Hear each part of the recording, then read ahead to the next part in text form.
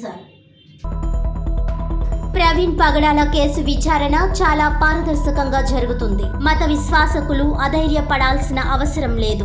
కూటమి ప్రభుత్వం మత విశ్వాసకులకు రక్షణగా ఉంటుంది. సమగ్ర దర్యాప్తునకు ముఖ్యమంత్రి చంద్రబాబు ఆదేశాలు. డాక్టర్స్ కమిటీ పర్యవేక్షణలో రికార్డెడ్గా post mortem. MLA Adireddy Srinivas. పౌరాహిత్యాన్ని బ్రాహ్మణ కుల వృత్తిగా ప్రభుత్వం గుర్తించాలి. పురోహిత బ్రాహ్మణ సమైక్య సమావేశం డిమాండ్.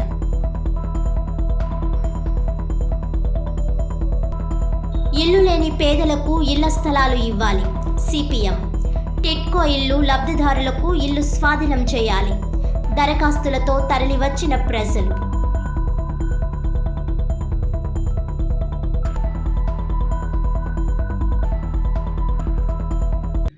హైదరాబాద్కు చెందిన ప్రముఖ క్రైస్తవ సువార్థికుడు పాస్టర్ ప్రవీణ్ పగడాల కేసు విచారణ చాలా పారదర్శకంగా జరుగుతుందని రాజమండ్రి నగర ఎమ్మెల్యే ఆదిరెడ్డి శ్రీనివాస్ అన్నారు. హైదరాబాద్కు చెందిన ప్రముఖ క్రైస్తవ సువార్థికుడు పాస్టర్ ప్రవీణ్ పగడాల కొంతమూరు ఆటోనగర్ రోడ్లో జరిగిన రోడ్డు ప్రమాదంలో మృతి చెందిన ఘటనపై పెద్ద ఎత్తున నిరసన వ్యక్తమవుతుంది. తూర్పుగోదావరి జిల్లాకు చెందిన క్రైస్తవ సంఘాల నాయకులు, పలువురు మత పెద్దలు, రాజకీయ నాయకులు ఆగ్రహం వ్యక్తం చేస్తున్నారు.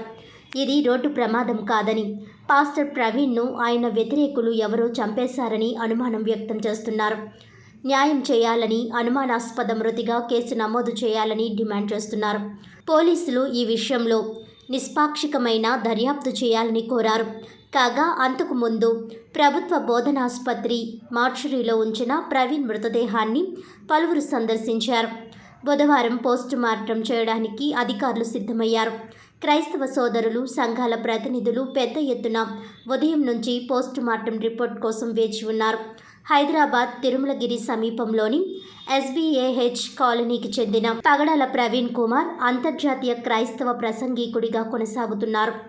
హైదరాబాద్ నుంచి బుల్లెట్పై సోమవారం రాత్రి రాజమహేంద్రవరం బయలుదేరారు.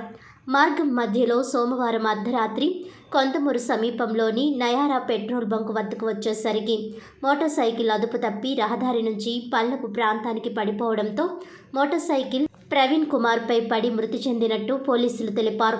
మంగళవారం ఉదయం తమకు వచ్చిన సమాచారంతో సంఘటనా స్థలానికి వచ్చిన పోలీసులు మృతదేహాన్ని ప్రభుత్వ ఆసుపత్రికి తరలించారు. సమాచారం తెలుసుకున్న క్రైస్తవ సంఘాల నాయకులు, పెద్దలు ప్రభుత్వ ఆసుపత్రికి చేరుకుని రోడ్డు ప్రమాదం కాదని ఆవేదన వ్యక్తం చేశారు. పోలీసులు భారీ బందోబస్తు నిర్వహించారు. బుధవారం ఉదయం పోస్టు మార్టం చేసే పనులు ప్రారంభించారు. తూర్పుగోదావరి జిల్లా ఎస్పీ టి నరసింహకిషోర్ ఆసుపత్రికి వచ్చి పరిస్థితిని స్వయంగా సమీక్షించారు. పాస్టర్లు ప్రతాప్ సిన్హా, రెవరెండ్ PM రాజు, తూర్పుగోదావరి జిల్లా pastors fellowship all India Christian council Vijay Kumar, motivational speaker Mohammed Shafi మాట్లాడుతూ న్యాయం జరగాలని కోరారు. పాస్టర్ మృతిపై పోస్ట్ మార్టం నిష్పాక్షపాతంగా ఉండాలని, వాస్తవాలు తెలియాలని, దోషులపై చర్యలు తీసుకోవాలని ప్రభుత్వానికి, అధికారులకు విజ్ఞప్తి చేస్తున్నారు. రాజమండ్రి నగర ఎమ్మెల్యే ఆదిరెడ్డి శ్రీనివాస్ తదితరులు ఆసుపత్రికి వచ్చారు. ఈ సందర్భంగా ఆయన మాట్లాడుతూ ప్రవీణ్ పగడాల కేసు విచారణ చాలా పారదర్శకంగా జరుగుతుందన్నారు. మత విశ్వాసకులు అధైర్యపడవలసిన అవసరం లేదని భరోసా ఇచ్చారు. కూటమి ప్రభుత్వం మత విశ్వాసకులకు రక్షణగా ఉంటుందని పేర్కొన్నారు. సమగ్ర దర్యాప్తునకు ముఖ్యమంత్రి చంద్రబాబు ఆదేశాలు జారీ చేశారని వివరించారు. డాక్టర్స్ కమిటీ పర్యవేక్షణలో రికార్డెడ్గా పోస్ట్ మార్టం జరుగుతోందన్నారు. ప్రవీణ్ పగడాల మృతి విషయంలో నిజాలు తేల్చేందుకు 5 ప్రత్యేక పోలీస్ బృందాలు ఏర్పాటు చేయడం జరిగిందన్నారు. సోషల్ మీడియాలో రెచ్చగొట్టే విధంగా ఎవరైనా పోస్టింగ్స్ పెడితే కఠిన చర్యలు ఉంటాయని హెచ్చరించారు. కోల్పోవాల్సిన అవసరం లేదు, అధైర్యపడాల్సిన అవసరం లేదు. కూటమి ప్రభుత్వంలో తప్పకుండా మీకు రక్షణ ఇచ్చే విధంగా మా కార్యక్రమం ఉంటుందని మీకు హామీ ఇస్తా ఉన్నాం. ఏదైతే ఇన్వెస్టిగేషన్ ఉందో ట్రాన్స్పరెంట్గా ఏదైతే మీరు ఆలోచిస్తూ ఉన్నారో, మనం అందరం కూడా అది యాక్సిడెంట్ అని ముందు అనుకున్నాం, కానీ ఇంకా మన అందరం కూడా సస్పీషియస్గా ఇంకేదైనా జరిగి ఉందన్నది మనలోనే ఉన్న అనుమానం.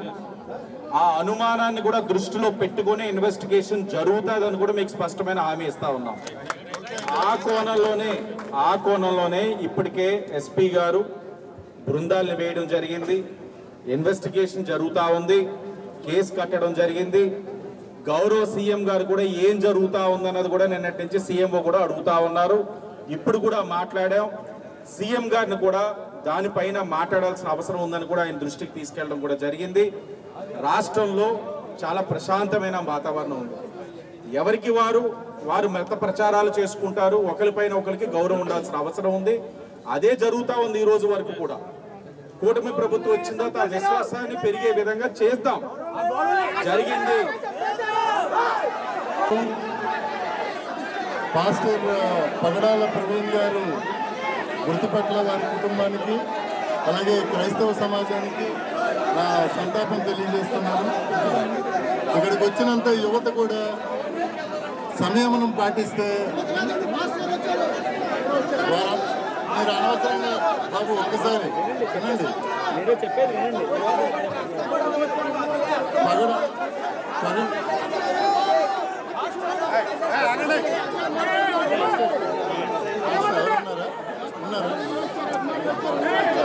ఈ పగడాల ప్రవీణ్ పాస్టర్ పగడాల ప్రవీణ్ గారి మృతి పట్ల వారి కుటుంబానికి, వారి శ్రేయోభిలాషులైనటువంటి వారికి, అలాగే మొత్తం క్రైస్తవ సమాజానికి నా తీవ్ర సంతాపాన్ని తెలియజేస్తున్నాను.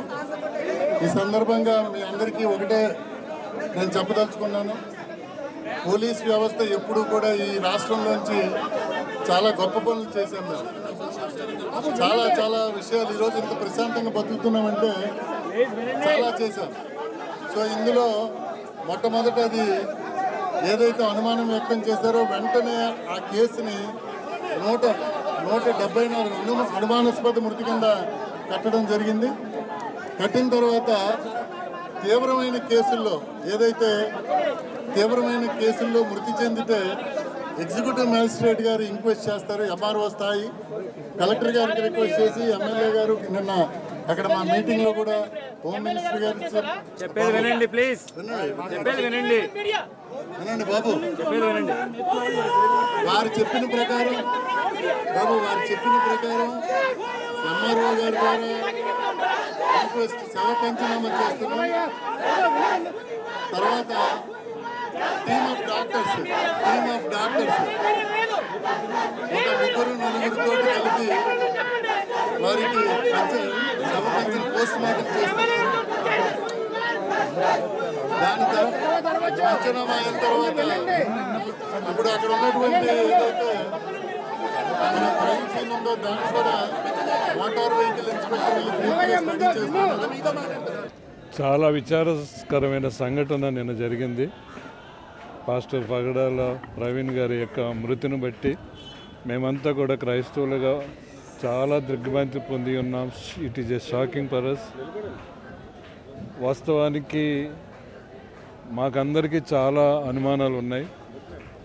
మొదటగా యాక్సిడెంట్ అని తెలియపరిచారు, కానీ అక్కడికి వెళ్ళి సిచ్యుయేషన్ చూస్తూ ఉంటుంటే ఆ యొక్క చిత్రాలు, ఆ యొక్క దృశ్యాలు చూస్తూ ఉంటుంటే మాకు చాలా అనుమానాలుగా ఉన్నాయి. ముందే హత్య చేసి ఆ తర్వాత ఆ బాడీపై మోటార్ సైకిల్ పెట్టినట్టుగా ఫోటోలు కనబడుతూ ఉన్నాయి. ఈ విషయం పోలీస్ శాఖ వారికి అధికారులకు తెలియపరచడం కూడా జరిగింది. వారు యాక్సిడెంట్ అని కన్విన్స్ చేయడానికి ప్రయత్నించినట్టుగా మాకు అర్థమైంది, కానీ ఆ తర్వాత సరైన సమగ్రమైన దర్యాప్తు చేస్తామని వారు హామీ ఇచ్చి ఉన్నారు. దాన్ని బట్టి నిజాలు బయటకు వస్తాయని మేము అనుకుంటూ ఉన్నాం. నిజంగా ఇది యాక్సిడెంట్ అయితే అది వేరే విషయం, కానీ హత్య జరిగింది అంటే మాత్రం అది చాలా విచారకరమైనది. క్రైస్తవ నాయకుల్ని కంట్రోల్ చేయడం చాలా కష్టం. కానీ మేమందరము కూడా చాలా సమయస్ఫూర్తిగా మేము కనిపెట్టుకుంటూ ఉన్నాం, ఓర్పుతో కనిపెడుతూ ఉన్నాం. ఇటువంటి సంఘటనలు ఇక ఎన్నడూ కూడా జరగకూడదని మేము ఆశిస్తూ ఉన్నాం. యాక్సిడెంట్లు ఎప్పుడైనా జరగవచ్చు, కానీ జరిగిన సంఘటన చూస్తూ ఉంటుంటే అది ప్యూర్ యాక్సిడెంట్గా కనిపించడం లేదు. అదే మాకు చాలా విచారకరంగా అనిపిస్తూ ఉంది. దీని పరిమాణాలు ఎట్లా ఉంటాయో చెప్పలేము, కానీ క్రైస్తవులుగా నాయకులుగా మేమంతా కంట్రోల్ చేస్తూ ఉన్నాం. మా యొక్క పాస్టర్స్ని సంఘాలు మేము కంట్రోల్ చేస్తూ ఉన్నాం. ఆ యొక్క రిపోర్ట్ వచ్చే వరకు మేము కనిపెట్టుకుంటూ ఉన్నాం. దాని తర్వాతే మేము ఏం చేయాలన్నది ఆలోచిస్తాం. రాజమండ్రి పాస్టర్ ఫెలోషిప్ ఇప్పుడు ఇంతవరకు మా యొక్క నాయకులు, రాష్ట్ర నాయకులు బిషప్ ప్రతాప్ సిన్హాయి గారు మాట్లాడారు. మరి నిన్న నుంచి కూడా మా యొక్క రాష్ట్ర నాయకులు ప్రతాప్ సిన్హాయి గారు ఇంకా అనేక మంది మరి సేవకులు అనేక ప్రాంతాల నుండి ఏ భేదం లేకుండా రావడం జరిగింది. నేను ఉదయం నుండి కూడా ఇక్కడ చాలా ఉద్రిక్తత పరిస్థితి ఏర్పడింది. ఉదయకాలంలో అయితే చాలామంది స్పందించలేదు.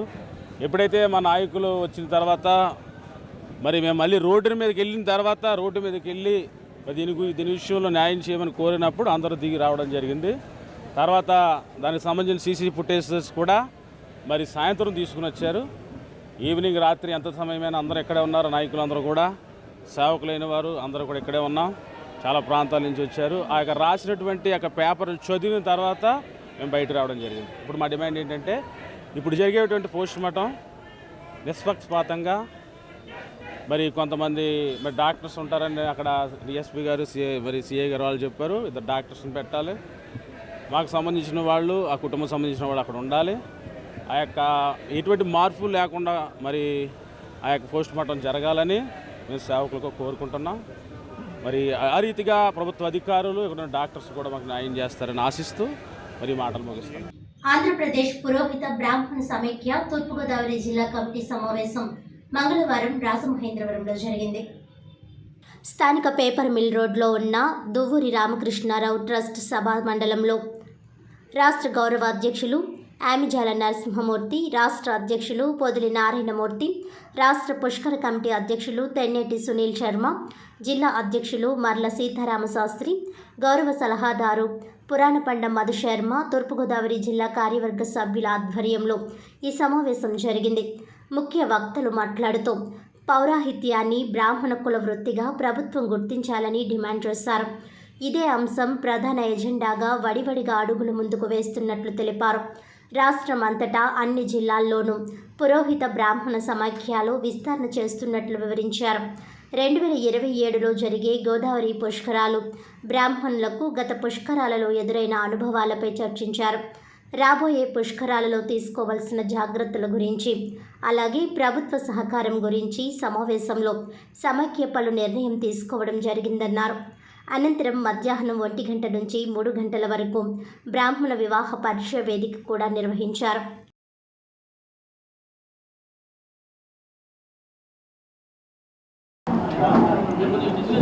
పౌరహిత్యాన్ని బ్రాహ్మణ కుల వృత్తిగా ప్రభుత్వం గుర్తించాలని చెప్పేసి నినాదంతో ఆంధ్రప్రదేశ్ పురోహిత బ్రాహ్మణ సమాఖ్య ఏర్పడి 22,000 మంది సభ్యులతో 23 జిల్లాల్లో చాలా విస్తృతంగా వ్యాప్తి చెంది పౌరహిత్యాన్ని బ్రాహ్మణ కుల వృత్తిగా ప్రభుత్వం గుర్తించాలని ప్రభుత్వంతో డిమాండ్ తీసుకొచ్చి దాన్ని ఈ కూటమి ప్రభుత్వం మేనిఫెస్టోలో పెట్టించుకునేంత వరకు పోరాటం చేసిన సంస్థ ఆంధ్రప్రదేశ్ పురోహిత బ్రాహ్మణ సమాఖ్య. ఇప్పుడు రాబోయేది పుష్కర కాలం. ఈ పుష్కరాల్లో పురోహితులకి గుర్తింపు కార్డు లేనిదే ఘాట్లోకి వెళ్ళడం కుదరదు అనేది ప్రభుత్వం పెడుతున్న విధానం. ఈ విధానంతో పురోహితులందరూ కూడా అనేక ఇబ్బందులు గురవడం జరుగుతోంది.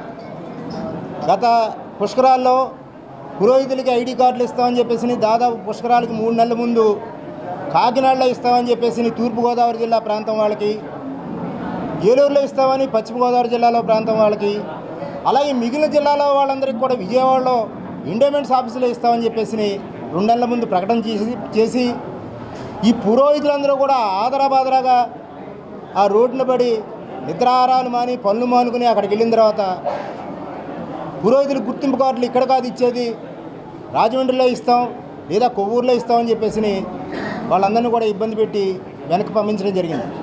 అప్పట్లో ఎండోమెంట్స్ కమిషనర్గా అనురాధ్ గారు ఉండేవారు. అలాగే పుష్కరాలకి తూర్పుగోదావరి తూర్పుగట్టు పడమరగట్టు ఇన్ఛార్జిగా బ్రహ్మరామ గారు ఉండేవారు. వీరిద్దరూ కూడా బ్రాహ్మణ సామాజిక వర్గానికి చెందిన వాళ్ళైనా సరే ఈ పురోహితులు పడుతున్న అవస్థల్ని ఏమాత్రం పట్టించుకోకుండా, అప్పట్లో గౌరవ చంద్రబాబు నాయుడు గారే ముఖ్యమంత్రిగా కూడా ఉన్నారు. కానీ ఈ పురోహితులు పడే అవస్థల్ని ఏమాత్రం పట్టించుకోకుండా చాలా ఇబ్బందులకు గురి చేయడం అనేది జరిగింది. మరి 2027లో కూడా పుష్కరాలు వస్తున్నాయి.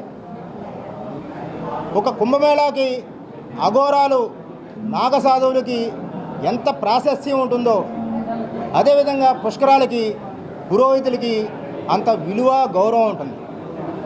ఏ హిందూ పుష్కర స్నానం చేసినా సరే సంకల్పం చేయించుకోవడం, పిండ ప్రదానాలు, తర్పణాలు ఇవన్నీ చేయించుకోవడం అన్నదంతా కూడా పురోహితులతో చేయించుకోవడం అనేది జరుగుతుంది. ఈ రాష్ట్రంలో 2 లక్షల మంది పురోహితులు ఉంటే సుమారు 3 కోట్ల మంది హిందువులు ఉన్నారు. ఈ రాజమండ్రి లేదా ఆంధ్ర ప్రాంతంలో ఉన్న గోదావరి పుష్కరాలకి కర్ణాటక, తమిళనాడు, ఒరిస్సా, మహారాష్ట్ర ఈ ప్రాంతాల నుంచి కూడా అనేక మంది వచ్చి ఈ స్నాన సంకల్పాది కార్యక్రమాలన్నీ కూడా చేయించుకుంటూ ఉంటారు. ఇదంతా బాగానే ఉంది. గంగానది పుష్కరాలకి ఎటువంటి గుర్తింపు కార్డులు లేవు. కావేరీ నది పుష్కరాలకి ఎటువంటి గుర్తింపు కార్డులు లేవు. సరస్వతి నది పుష్కరాలకి ఎటువంటి గుర్తింపు కార్డులు లేవు. ఎందుకు మనకి కర్మ? గోదావరి, కృష్ణా నది పుష్కరాలకే ఈ పురోహితుల గుర్తింపు కార్డు ఏంటి? ఈ పురోహితుల్ని ఈ దేవాదాయ ధర్మాదాయ శాఖ ఏ విధంగా గుర్తిస్తుంది? మీరు ఏమైనా వీళ్ళకి పరీక్షలు పెట్టి గుర్తిస్తున్నారా? ఏ విధంగా గుర్తిస్తుంది?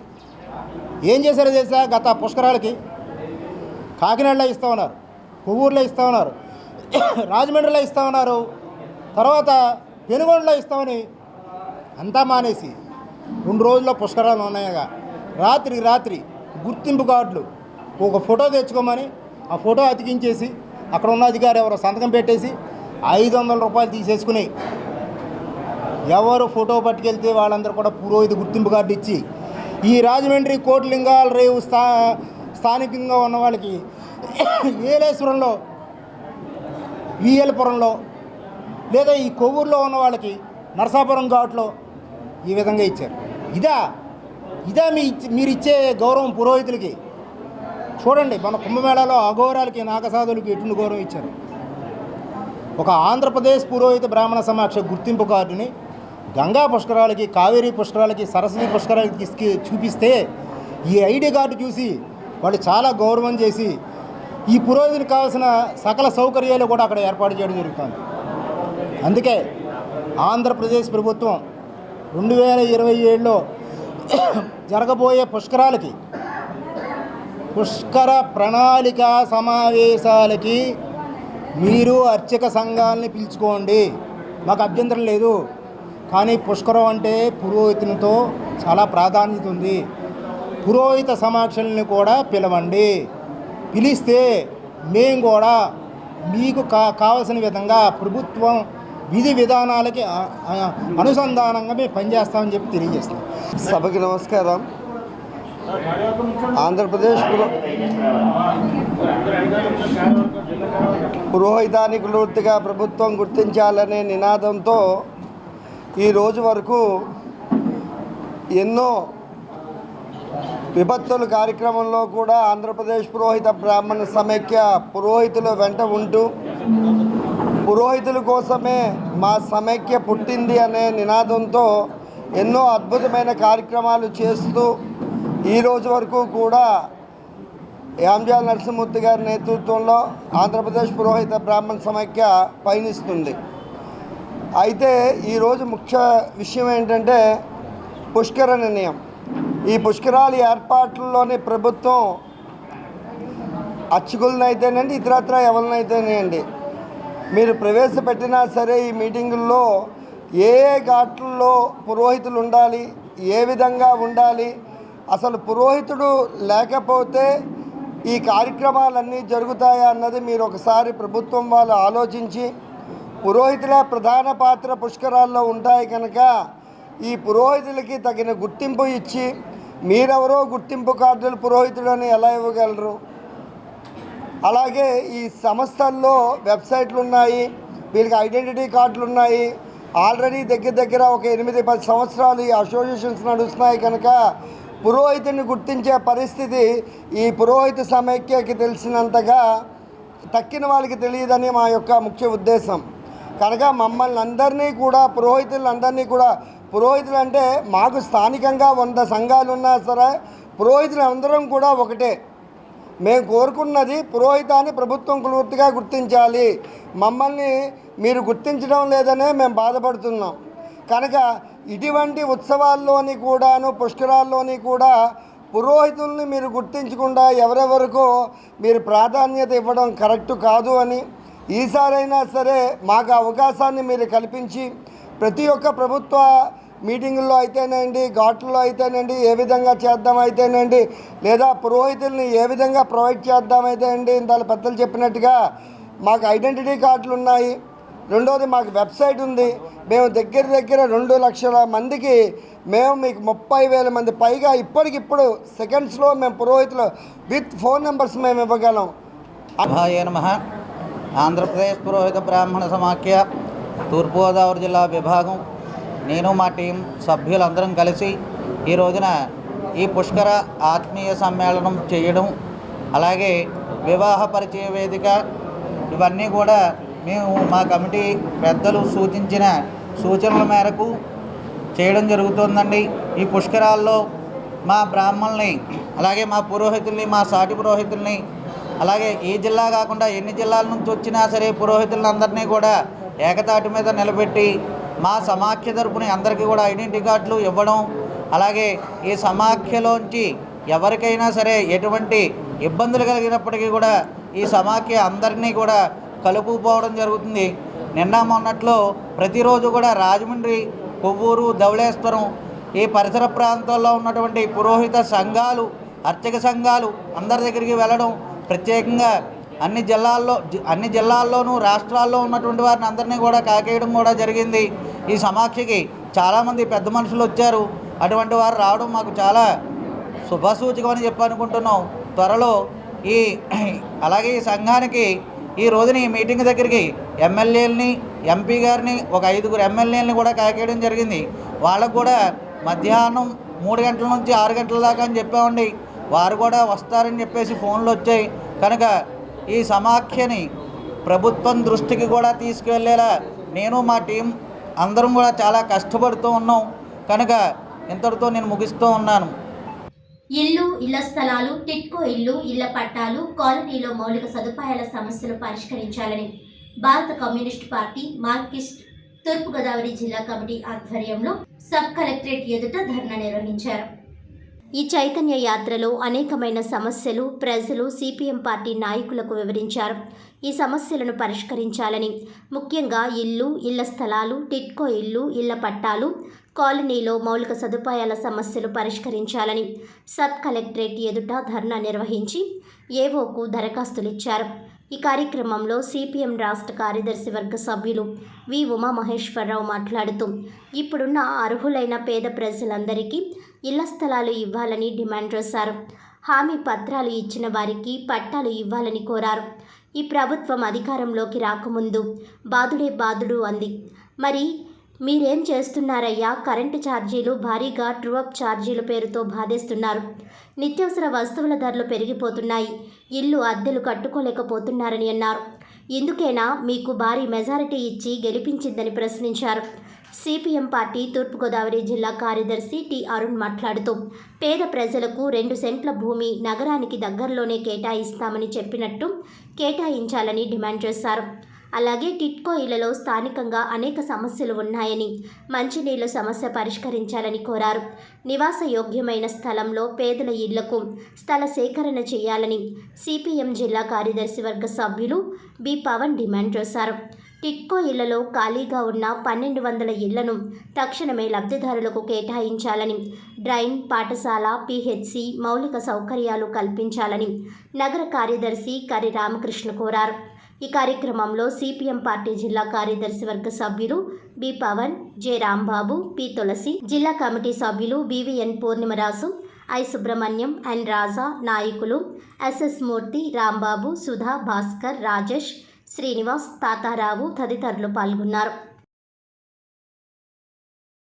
2007-2008 సంవత్సరాల్లో ఇదే రాజమండ్రిలో వేలాది మందిని కదిలించి ఇళ్ల స్థలాల కోసం ఆందోళన చేసిన ఫలితంగా ఇప్పుడు పేపర్ మిల్ ఎదురకుండా R&B దగ్గర సైట్లో 7.5 ఎకరాల స్థలం.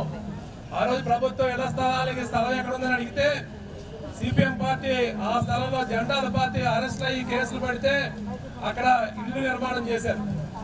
అట్లనే 36 ఎకరాల ఆవ రామకృష్ణ థియేటర్ వెనకాల ఆవ భూములు, ఆ భూముల్లో కూడా ఇంత దాకా ఆవలో లోతుల్లో దిగి ఎర్రజెండాల పార్టీ ఆందోళన చేస్తే ఇప్పుడు అక్కడ కూడా పెద్ద కాలనీ కట్టారు, పెద్ద రోడ్లు వచ్చే ఇళ్ల నిర్మాణం జరిగింది.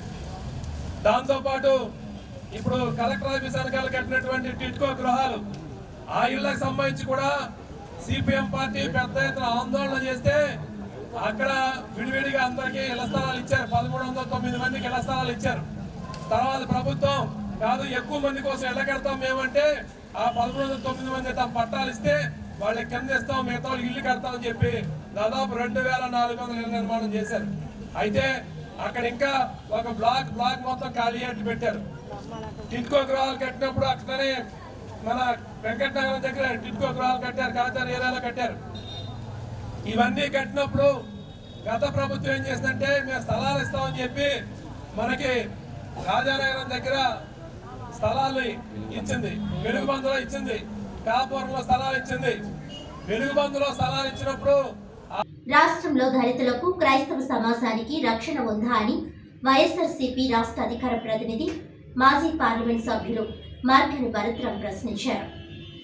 పాస్టర్ ప్రవీణ్ పగడాల మరణంపై అనుమానాలు వ్యక్తం చేస్తున్నందున నిజాలు నిగ్గు తేల్చే చర్యలు ఏం చేపట్టారని ఆయన నిలదీశారు. ప్రభుత్వ ఆసుపత్రి దగ్గర బుధవారం ఆయన భరత్ మీడియాతో మాట్లాడుతూ పాస్టర్ మరణంపై ఇంత పెద్ద ఎత్తున ఆందోళన వ్యక్తమవుతుంటే అసలు డాగ్ స్క్వాడ్ని పంపించారా అని ప్రశ్నించారు.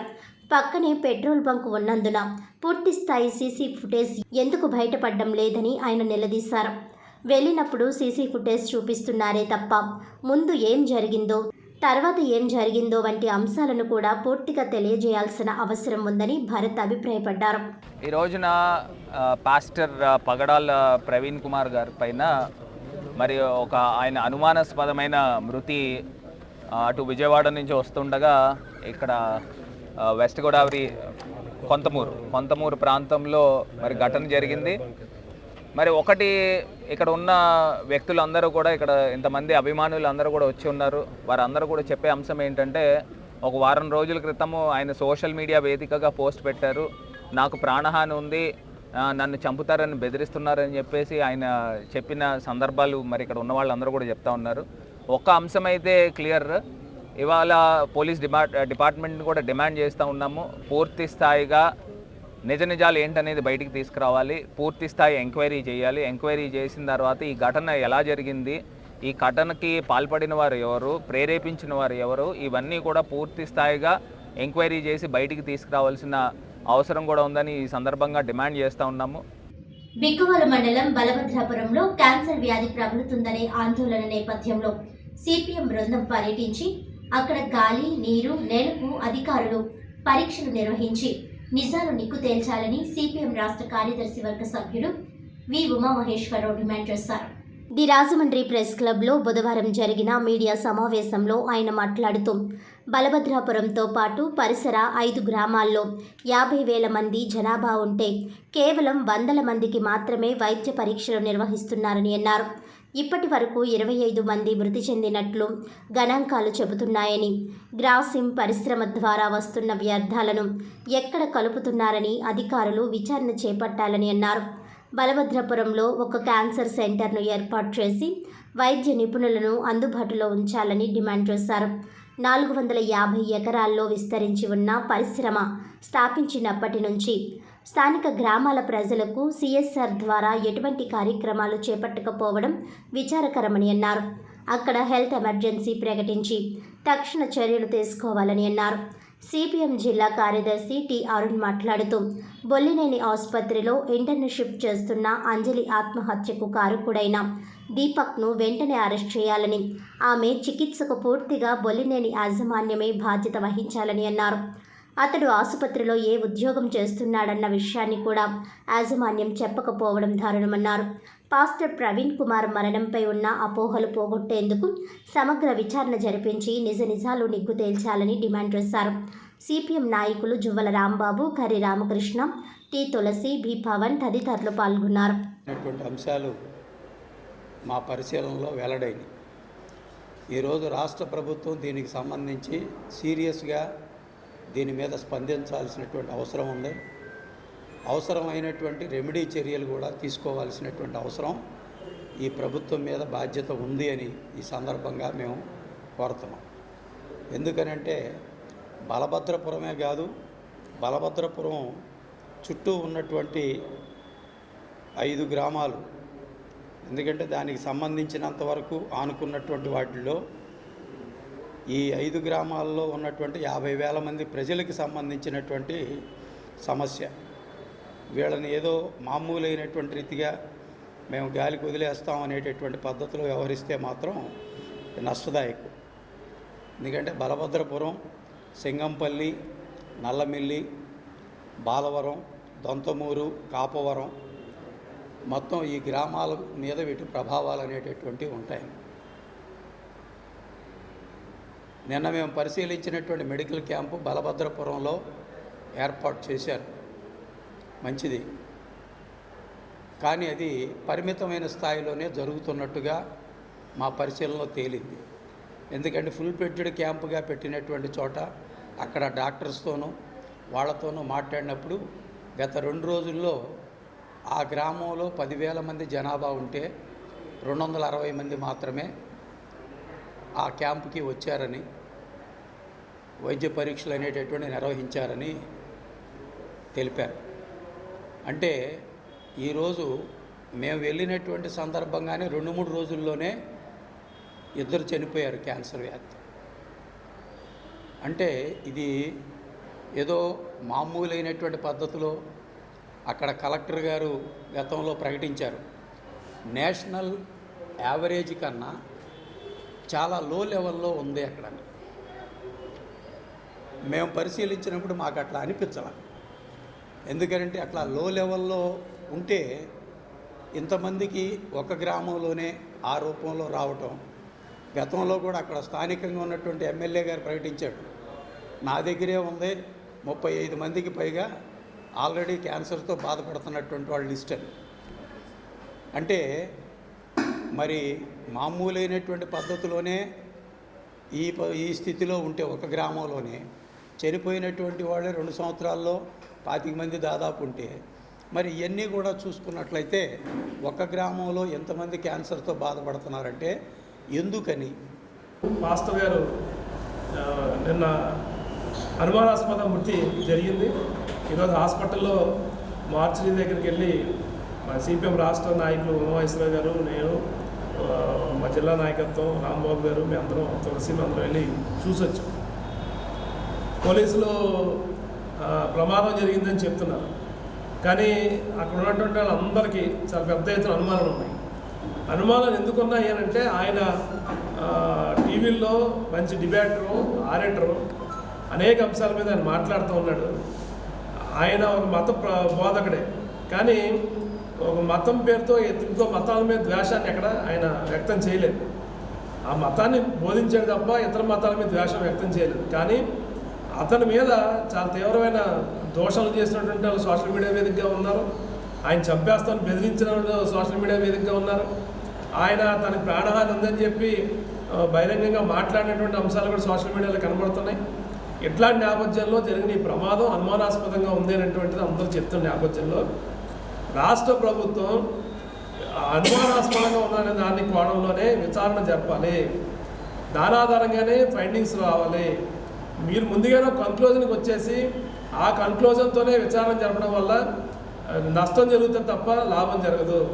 ఇవాళ గోదావరి జిల్లాలో మతపరమైనటువంటి ఉద్రిక్తతలు, దాడులు ఇట్లాంటివి ఎన్నడూ జరగలేదు. అలాంటి దానికి అవకాశం లేకుండా ప్రభుత్వం పకడ్బందీ చర్యలు చేపట్టాలి. విచారణని పారదర్శకంగా నిర్వహించాలి. ఏవైతే అనుమానాలు వ్యక్తం చేస్తున్నారో అనుమానాలని బేస్ చేసుకుని విచారణ జరపాలి. దాంట్లో నిజాలు నిగ్గు తేల్చాలని చెప్పని మేము సిపిఎం జిల్లా కమిటీగా డిమాండ్ చేస్తా ఉన్నాం. Human rights council for India south India organising secretary మరియు NHRP forum city president R Sanjay ఆధ్వర్యంలో ప్రతి నెల సేవా కార్యక్రమంలో భాగంగా జాంపేట పాండురంగ స్వామి ఆలయం దగ్గర సుమారు 300 మందికి ఏకాదశి సందర్భంగా అన్న సమారాధన చేశారు. బుధవారం ఏకాదశి సందర్భంగా జాంపేటలో పాండురంగ స్వామి ఆలయం దగ్గర human rights council for India, HRCI south India organising secretary మరియు NHRP forum city president R Sanjay ఆధ్వర్యంలో ప్రతి నెల సేవా కార్యక్రమంలో భాగంగా సుమారు 300 మందికి అన్న సమారాధన జరిగింది. ఈ కార్యక్రమంలో పి సత్యనారాయణ, శిరీష్ నికం, ప్రశాంత్ చావన్, సందీప్ పుదాలే తదితరులు పాల్గొన్నారు. ఇవాళ రాజమహేంద్రవరం జాంపేట మనం పాండురంగ గుడి దగ్గర ఇవాళ ఏకాదశి నిమిత్తం ఒక 300 మందికి భక్తులకి భోజనాలు ఏర్పాటు జరిగింది. అట్లాగే ప్రతి నెల ఏకాదశి నిమిత్తం ఇక్కడ జాంపేట మనం పాండురంగ స్వామి గుడి దగ్గర భోజనాల్లో ప్రతి నెల ఏకాదశికి ఇక్కడ మనం భోజనాలు ఏర్పాటు చేస్తాం. అట్లాగే భక్తులు కూడా ఉద్యోగాలు వచ్చి భోజనం చేస్తాం.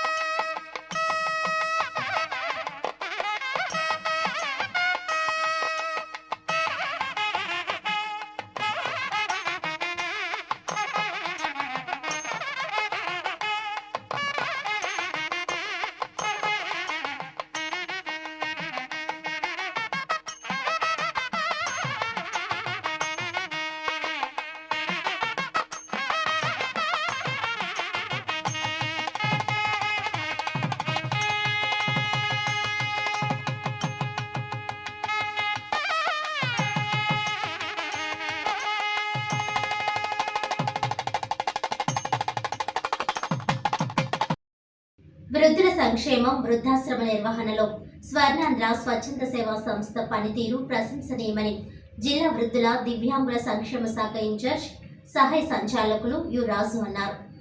మంగళవారం మధ్యాహ్నం స్థానిక లాలా చెరువులోని స్వర్ణాంధ్ర వృద్ధాశ్రమాన్ని ఆకస్మికంగా సందర్శించారు.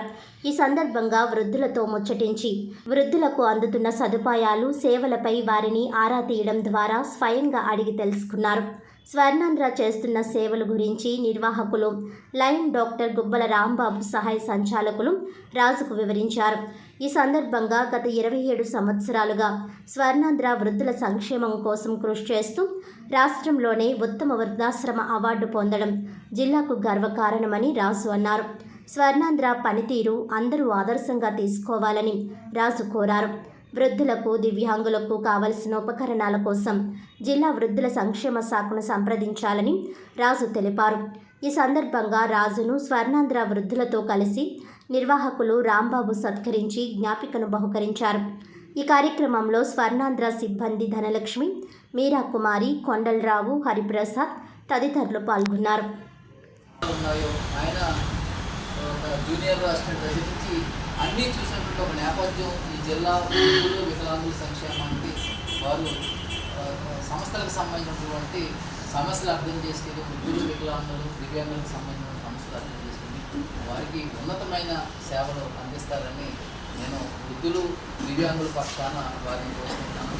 రాజుగారు వారికి ఎందుకంటే ఒక 4-5 ఈడీలతో పనిచేసినటువంటి అనుభవం, ఆ అనుభవాన్ని మన ఈ తూర్పుగోదావరి జిల్లా, బిఆర్ అంబేద్కర్ కోనసీమ జిల్లా, కాకినాడ జిల్లా, ఈ 3 జిల్లాలకి ఇన్ఛార్జ్ ఉన్నారు. కాబట్టి ఈ 3 జిల్లాలలో ఉన్న దివ్యాంగులు, వృద్ధుల సంక్షేమానికి వారు మరి ఉత్సాహంగా వారి సంక్షేమానికి పాటుపడాలని వారికి దేవుడు ఆయురారోగ్యాలు, అష్టైశ్వర్యాలు లేకపోయినా మన రాంబాబు గారి వారు మంచి హృదయంతో మిమ్మల్ని అందరినీ క్షేమంగా చూస్తున్నారండి. ఇలాంటి వారికి మన ప్రభుత్వం కూడా తోడ్పాటుగా ఉంటుందని నేను చెప్పగలనండి గంటపరంగా. ఎందుకంటే వాళ్ళ సేవ చేయాలంటే కనుక డబ్బులు, సమయం ఉంటే సరిపోదండి.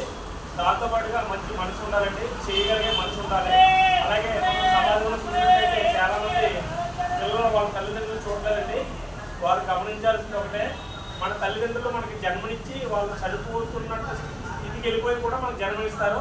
అలాంటి తల్లిదండ్రులు వీళ్ళు నిర్లక్ష్యం చేసి రోడ్ల మీద అలాగే వృద్ధాశ్రమాలు చేపడుతున్న మంచిది కాదని నా ఉద్దేశం. ఎందుకంటే ఉదాహరణకు చెప్తే ఒక తల్లిదండ్రుల దగ్గరికి వెళ్ళి మనం 3 రూపాయలు పట్టుకెళ్ళి వాళ్ళ దగ్గరికి పట్టుకెళ్ళి ఉంటే వాళ్ళు ఏమంటారంటే ఆ డబ్బుతో పని నాకే ఉపయోగించుకోమా,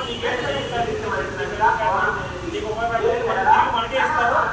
అలాంటి జ్ఞానం లేకుండా మనుషులు ఏంటంటే నా కుటుంబం, నా భార్య, నా పిల్లలని అనుకుని తల్లిదండ్రుల్ని చూడేస్తాం నిర్లక్ష్యంగా. బైబిల్లో మాట ఉంటుందండి, మనం ఏం ఇస్తామో అదే కోరుతూ ఉంటుంది. అలాగే మనం ఏం చేస్తామో అదే మనం తిరిగి వస్తుంది. మనం మంచి చేస్తే మంచి వస్తుంది, చెడు చేస్తే చెడు వస్తుంది. సమాజం అంతా గ్రహించి మనం మంచిని పొందాలంటే మనం మంచి చేయడానికి ముందుకు రావాలని కోరుకుంటూ వార్తలను ముఖ్యాంశాలు మరోసారి. ప్రవీణ్ పగడాల కేసు విచారణ చాలా పారదర్శకంగా జరుగుతుంది. మత విశ్వాసకులు అధైర్యపడాల్సిన అవసరం లేదు. కూటమి ప్రభుత్వం మత విశ్వాసకులకు రక్షణగా ఉంటుంది. సమగ్ర దర్యాప్తునకు ముఖ్యమంత్రి చంద్రబాబు ఆదేశాలు. డాక్టర్స్ కమిటీ పర్యవేక్షణలో రికార్డెడ్గా post mortem. MLA Adireddy Srinivas. పౌరాహిత్యాన్ని బ్రాహ్మణ కుల వృత్తిగా ప్రభుత్వం గుర్తించాలి. పురోహిత బ్రాహ్మణ సమైక్య సమావేశం డిమాండ్.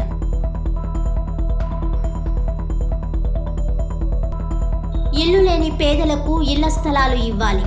సిపిఎం. టిట్కో ఇల్లు లబ్ధిదారులకు ఇల్లు స్వాధీనం చేయాలి. దరఖాస్తులతో తరలివచ్చిన ప్రజలు.